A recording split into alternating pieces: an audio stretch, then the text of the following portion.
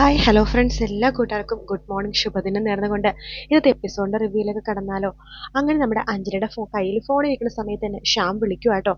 ആ സമയത്ത് അഞ്ജലി ഫോൺ എടുക്കുന്നുണ്ട്. ഹലോ എന്ന് പറയുമ്പോഴേക്കും ശ്യാം ഒന്നും മിണ്ടുന്നില്ല. ശ്യാമിനെ മനസ്സിലായി അത് അഞ്ജലിയുടെ സൗണ്ട് ആണെന്ന്. അതിനുശേഷം അഞ്ജലി വീണ്ടും ചിരിച്ചുകൊണ്ട് ഹലോ എന്ന് പറയുമ്പോഴും ശ്യാം ഒന്നും തന്നെ മിണ്ടുന്നില്ല കേട്ടോ. അതിനുശേഷം അഞ്ജലി ഫോൺ നമ്മുടെ ശ്രുതിയുടെ കയ്യിലേക്ക് കൊടുക്കുകയാണ്.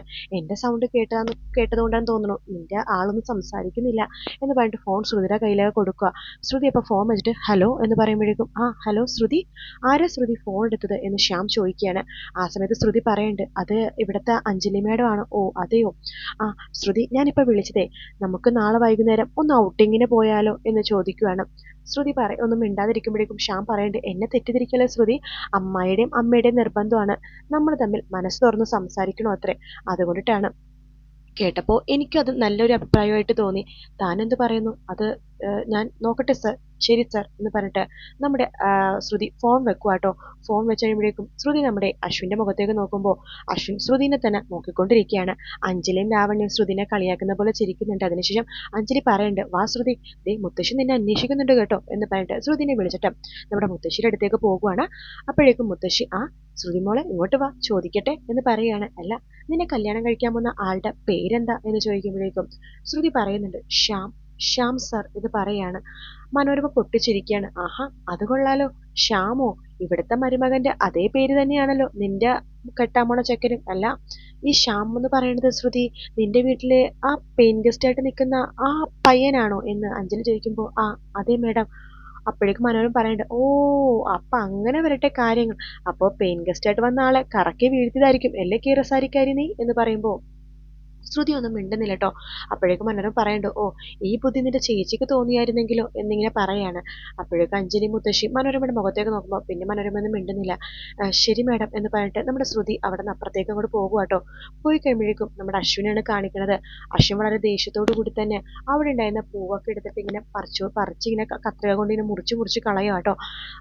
ശ്രുതി ഒരു ചായയായിട്ട് അശ്വിൻ്റെ അടുത്തേക്ക് വരുക. സാർ എന്തേ കാണിക്കണത് എന്ന് ചോദിക്കുകയാണ്. അതെ, നീ എന്റെ കാര്യത്തിൽ ഇടപെടണ്ട. നീ എന്തിനാ ഇപ്പം ഇങ്ങോട്ട് വന്നത്? സാറിന് ചായ തരാൻ വേണ്ടി വന്നതാ. ചായയോ? നീ എന്തിനാ എനിക്ക് ചായ കൊണ്ടും തരുന്നത്? അത് അഞ്ജലി മേഡം പറഞ്ഞിട്ടാണ് സാർ ഇന്ന് ചായ എന്നിങ്ങനെ പറയുവാണ്. അശ്വിൻ അപ്പൊ ദേഷ്യത്തെ വീണ്ടും പൂ കളയാട്ടോ. സാർ എന്തിനാ സാർ ഇങ്ങനെ കാണുന്നത്? സാറിനെന്താ ഭ്രാന്ത് പിടിച്ചു എന്ന് പറയുമ്പോൾ ഞാൻ പറഞ്ഞല്ലോ ഞാൻ എന്ത് ചെയ്യണം നോക്കി നിർത്തക്കണ്ട കാര്യമൊന്നും ഇല്ലെന്ന് പറഞ്ഞിട്ട് പിന്നെ ദേഷ്യത്തിൽ കത്രിക കൊണ്ട് ഇങ്ങനെ മുറിച്ചോണ്ടിരിക്കുന്ന സമയത്ത് പെട്ടെന്ന് അശ്വിന്റെ കൈ ഒന്ന് മുറിയാട്ടോ. എന്ന് അശ്വിൻ പറയുമ്പോഴേക്കും അയ്യോ സാർ എന്ത് പറ്റി? അയ്യോ സാർ കൈ മുറിഞ്ഞല്ലോ, ചോര നന്നായിട്ട് വരുന്നുണ്ടല്ലോ. രാമേട്ട ലാവണ്യ മേഡം എന്നിങ്ങനെ പറഞ്ഞ് വിളിക്കുക കേട്ടോ ശ്രുതി. അപ്പോഴേക്കും നമ്മുടെ രാമേട്ടനും ലാവണ്യ മേഡം വരുന്നുണ്ട്. അയ്യോ എന്ത് പറ്റി സാർ? അയ്യോ കൈ നന്നായിട്ട് പൊന്നിട്ടുണ്ടല്ലോ. രാമേട്ട പെട്ടെന്ന് തന്നെ ആ ഫസ്റ്റ് എയ്ഡ് ബോക്സ് ഒന്ന് കൊണ്ടുവരാൻ കുഞ്ഞ് എന്ന് പറഞ്ഞിട്ട് രാമേട്ടൻ അകത്തേക്ക് പോവാണ്. അപ്പോഴേക്കും ലാവണ്യ പറയണ്ട അയ്യോ സാർ കൈ നന്നായിട്ട് മുറിഞ്ഞിട്ടുണ്ടല്ലോ, ഇതെങ്ങനെ സംഭവിച്ചു എന്ന് പറയുമ്പോഴേക്കും ശ്രുതി പറയണ്ട് സാർ ഇവിടെ പൂവൊക്കെ മുറിച്ചുകൊണ്ടിരിക്കുകയായിരുന്നു അപ്പോൾ കൈ മുറിഞ്ഞതാ എന്ന് പറയുമ്പോഴേക്കും രാമേട്ട ഫസ്റ്റ് എയ്ഡ് ബോക്സ് ആയിട്ട് വരുവാണ്. ആ സമയത്ത് ലാവണ്യ കയ്യിലെ മുറിവ് ഇങ്ങനെ തുടച്ചിങ്ങനെ കൊടുക്കുക കേട്ടോ. ശ്രുതിയുടെ അടുത്ത് പറയുന്നുണ്ട് ശ്രുതി എന്റെ കൈ ഒന്ന് പിടിച്ചേ എന്ന് പറയുമ്പോഴേക്കും ശ്രുതി കൈ പിടിക്കാൻ പോകുമ്പോഴേക്കും അശ്വിൻ പറയുന്നുണ്ട് വേണ്ട നീ തന്നെ ചെയ്താൽ മതി. മുറിവ് നല്ല ആഴത്തിലുണ്ട്, നന്നായിട്ടൊന്ന് കെട്ടട്ടെ എന്നിങ്ങനെ പറയുമ്പോഴേക്കും ശ്രുതി നീ കൈ പിടിക്കുക എന്ന് പറയാണ്. അങ്ങനെ ശ്രുതി അശ്വിന്റെ കൈ ഇങ്ങനെ പിടിക്കുക കേട്ടോ. അതിനുശേഷം അശ്വിന്റെ കൈ നന്നായിട്ട് മുറുക്കി കെട്ടിക്കൊടുക്കുകയാണ് ലാവണ്യ. അങ്ങനെ മുറിവ് നന്നായിട്ട് കെട്ടിക്കൊടുക്കുന്നുണ്ട്. അശ്വിന്റെ കൈ ഇങ്ങനെ പിടിച്ചുകൊണ്ടിരിക്കുകയാണ് ശ്രുതി പെട്ടെന്ന് അശ്വിന്റെ മുഖത്തേക്ക് നോക്കുന്നുണ്ട്. അശ്വിനും ശ്രുതിയുടെ മുഖത്തേക്ക് ഇങ്ങനെ നോക്കിക്കൊണ്ടിരിക്കുക കേട്ടോ. അങ്ങനെ അവർ പരസ്പരം മാറി മാറി മുഖത്തേക്ക് ഇങ്ങനെ നോക്കിക്കൊണ്ടിരിക്കുകയാണ്. അതിനുശേഷം നമ്മുടെ ലാവണ്യ പറയുന്നുണ്ട് എന്തായാലും ഇപ്പൊ ചോര നിന്നു തോന്നുന്നു, കുഴപ്പമൊന്നുമില്ല എന്ന് പറയാണ്.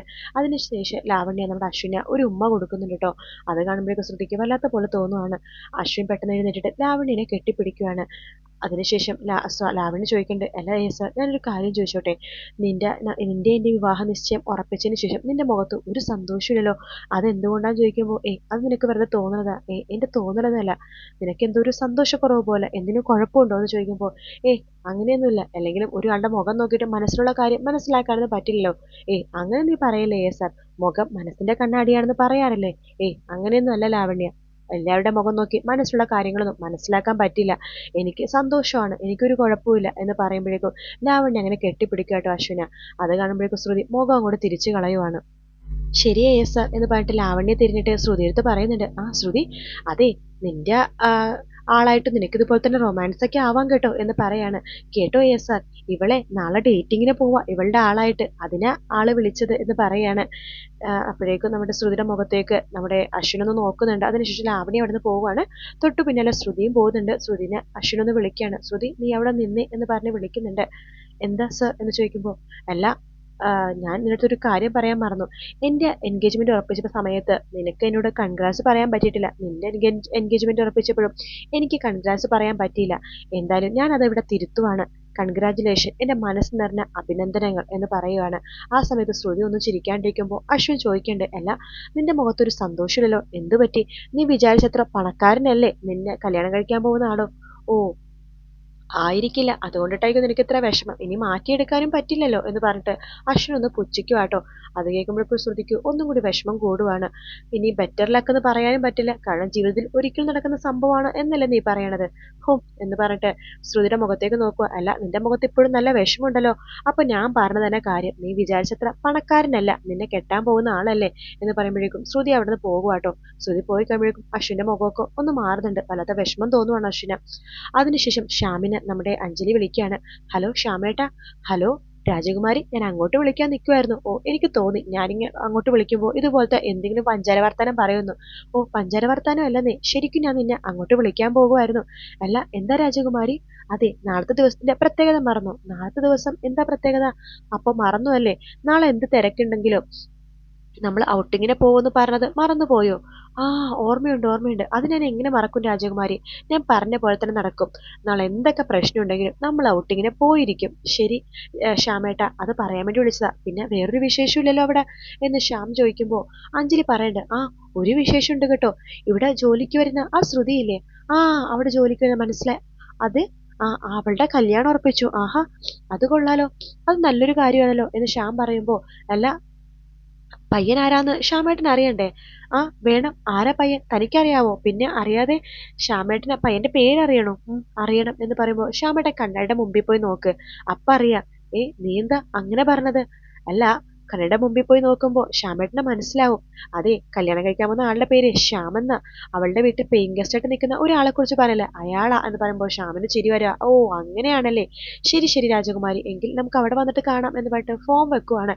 അതിനുശേഷം ശ്യാം മനസ്സിൽ വിചാരിക്കേണ്ടു, ഓ, അപ്പൊ നാളെ അഞ്ജലിയായിട്ട് ഔട്ടിങ്ങിന് പോകണം, അപ്പൊ ശ്രുതിയായിട്ട് പോവാൻ പറ്റില്ല എന്നിങ്ങനെ മനസ്സിൽ ഇങ്ങനെ വിചാരിച്ചുകൊണ്ടിരിക്കുകയാണ്.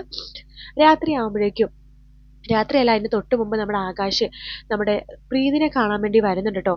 പ്രീതി അപ്പൊ അടുക്കളയിൽ ഒരു പണിയിലായിരിക്കും. ആ ജനലിൽ കൂടി ആകാശ് ഇങ്ങനെ നോക്കും. പ്രീതി എന്ന് പറഞ്ഞ് വിളിക്കുമ്പോൾ പ്രീതി തിരിഞ്ഞു നോക്കുന്നുണ്ട്. ആകാശ് ചോദിക്കുന്നുണ്ട്, എനിക്ക് തന്നോട് ഒരു കാര്യം ചോദിക്കാനെന്ന് പറയുമ്പോൾ പ്രീതി ഒന്നും മിണ്ടുന്നില്ല. അല്ല, തനിക്ക് എന്നെ ഇഷ്ടമാണോ എന്ന് ചോദിക്കുമ്പോഴേക്കും പ്രീതി ഒന്നും മിണ്ടാതെ അകത്തേക്ക് പോവാ. ആ സമയത്ത് ആകാശ് മനസ്സിൽ വിചാരിക്കുകയാണ്, എന്താണെങ്കിലും ഇഷ്ടമാണെന്നും പറഞ്ഞില്ല, എല്ലെന്നും പറഞ്ഞില്ല, അപ്പോ അതിൻ്റെ ഉള്ളിൽ എന്തോ ഉണ്ടല്ലോ എന്ന് പറഞ്ഞിട്ട് ആകാശ് സന്തോഷത്തോടു കൂടി തന്നെ വീട്ടിലേക്ക് പോകുവാട്ടോ. അതിനുശേഷമാണ് രാത്രി പ്രീതിയും ശ്രുതിയും കൂടി ഇങ്ങനെ സംസാരിച്ചുകൊണ്ടിരിക്കുക. ശ്രുതി പറയണ്ട്, ചേച്ചിക്ക് ഓർമ്മയുണ്ടോ, നമ്മൾ ചെറുപ്പകാലത്ത് നമ്മളെ അമ്മയും അമ്മായിയൊക്കെ രാജകുമാരന്റെ കഥ പറഞ്ഞു തരുമായിരുന്നു. വെള്ള കുതിരപ്പുറത്ത് വരുന്ന രാജകുമാരൻ നമ്മളെ കല്യാണം കഴിക്കാൻ വേണ്ടി നമ്മൾക്ക് അങ്ങനത്തെ രാജകുമാരൻ വരുമെന്ന് നമ്മൾ ഒരുപാട് സ്വപ്നം കണ്ടിട്ടുണ്ട് എന്ന് പറയുമ്പോൾ പ്രീതി പറയുന്നുണ്ട്, അതെ, അതൊക്കെ കഥകളിൽ മാത്രമേ നടക്കൂ മോളെ, നമ്മുടെ സ്വപ്നത്തിലും നടക്കും. അതെ, സ്വപ്നത്തിലും നടക്കും ചേച്ചി എന്ന് പറഞ്ഞിട്ട് ശ്രുതി ആലോചിക്കാട്ടോ. സ്വപ്നത്തിൽ അങ്ങനെ ഒരു രാജകുമാരൻ എനിക്കും വന്നിട്ടുണ്ട്, ഒരുപാട് ദേഷ്യപ്പെടുന്ന ഒരു രാജകുമാരൻ എന്ന് ശ്രുതി അശ്വിനെ കുറിച്ച് മനസ്സിൽ വിചാരിക്കുക. പ്രീതി പറയുന്നുണ്ട് വീണ്ടും, അങ്ങനെ ഒരിക്കലും നമ്മൾ അന്വേഷിച്ച് രാജകുമാരന്മാരൊന്നും വരില്ല, അങ്ങനെ വന്നാലും അത് സ്വപ്നത്തിലും കഥകളിലും മാത്രമായിരിക്കും എന്ന് പറഞ്ഞുകൊണ്ടിരിക്കുന്ന ഭാഗത്തോട് കൂടിയിട്ടാണ് കേട്ടോ ഇന്നത്തെ എപ്പിസോഡ് തീരുന്നത്. വീഡിയോ ഇഷ്ടപ്പെട്ടെങ്കിൽ ലൈക്ക് ചെയ്യുക, സബ്സ്ക്രൈബ് ചെയ്യുക, കമന്റ് ചെയ്യുക. മറ്റൊരു വീഡിയോ ആയിട്ട് വീണ്ടും കാണാം. Take care, bye bye.